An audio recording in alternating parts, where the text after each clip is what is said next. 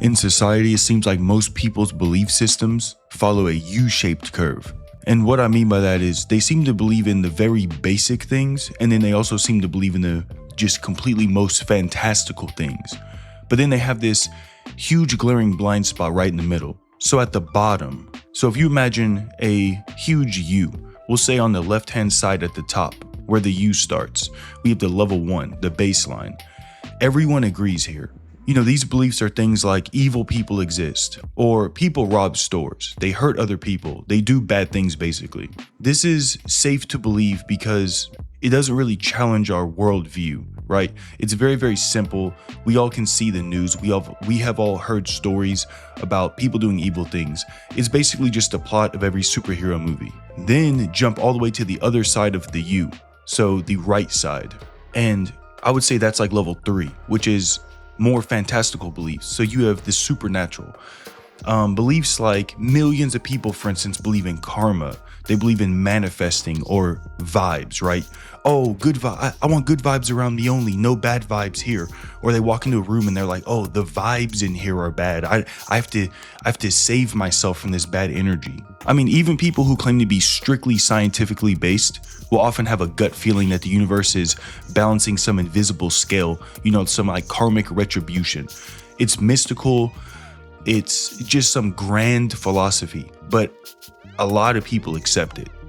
And then you have level 2, right? Which is just like in the middle of the two. That's why it's a U-shaped curve. So at the bottom of the U in the center, you just have like the intermediate beliefs. This is the missing middle piece that I'm trying to talk about. So this is the belief that, you know, on the left-hand side, it's just, oh, evil people exist. On the right-hand side, it's like, no, the universe itself is driving everything. You know, the universe is karma. That's what it is. And then in the middle, it's the middle of evil people exist and the universe is driving it.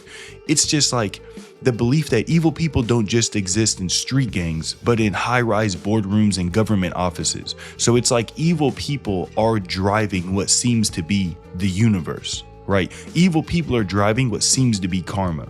So it's like the idea that systems are designed to benefit the few at the expense of the many. And this is just what so many people seem to not be able to comprehend, that they just cannot blindly trust every narrative that they read. Once you say something like that, they just freak out and they call you a conspiracy theorist. So why is it considered a conspiracy theory belief to believe the bottom of the U? You know, why is it crazy to think that a politician might lie for profit, but then normal to think that the universe is shifting its energy around, you know, to find you a better parking spot or something like that?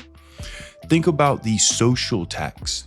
Think about if you go to a dinner party and you say to someone, you know, I really think that the universe wanted me to get this job and that's why I was hired.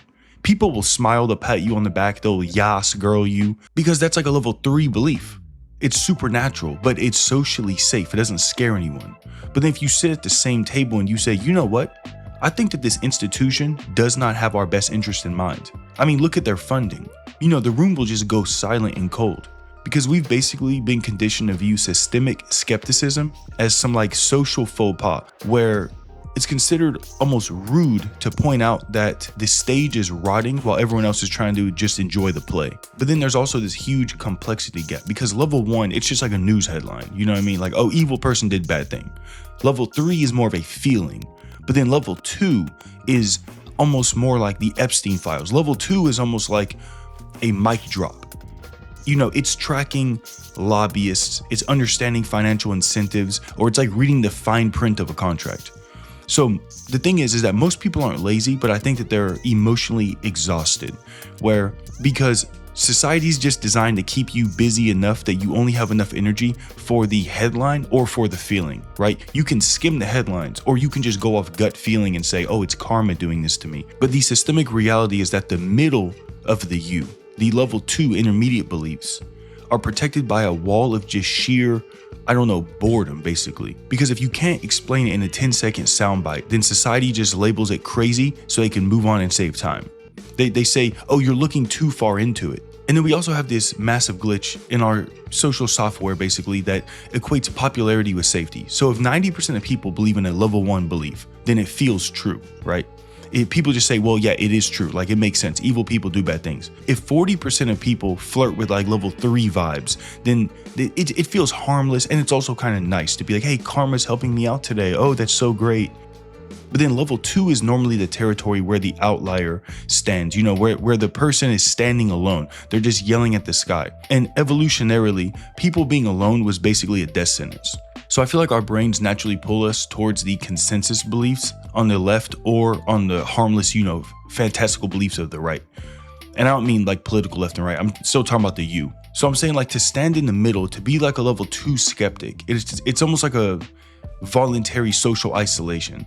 And honestly, the human brain is wired to fear isolation more than it fears being lied to. So I think a lot of people, they look at these level 2 beliefs and they think, oh, if that's unpopular, I cannot do that. Because if people call me crazy, I'm about to crash out. So all I'm trying to say is level 1 is just obvious, while level 3 is comforting. But level 2, I think, is terrifying for most people. If the intermediate level 2 is what's true, then you can't just trust the experts and move on with your life. It forces you to do your own homework. And then you have to live in a state of constant, exhausting vigilance. It's almost like always having to look both ways before you cross the street. But the problem is, everywhere you walk, it's a street. So you're just always looking left, looking right, taking a step forward, looking left, looking right, taking a step forward. But the thing is, most people are not rejecting the intermediate level 2 beliefs because they're illogical. I feel like they're rejecting them because it's a ton of work and it carries a huge social and mental cost, and it just drains you mentally. So what I'm saying is, the next time you hear someone labeled as crazy for questioning a system, I think you should ask yourself, is their logic actually flawed, or are they just standing in that uncomfortable middle ground that the rest of us are, too scared to look at? Because I'm saying that the supernatural is not really the hardest thing to believe for most people. I think the hardest thing for people to believe is what's right in front of their faces. They just have to, remove the blindfold.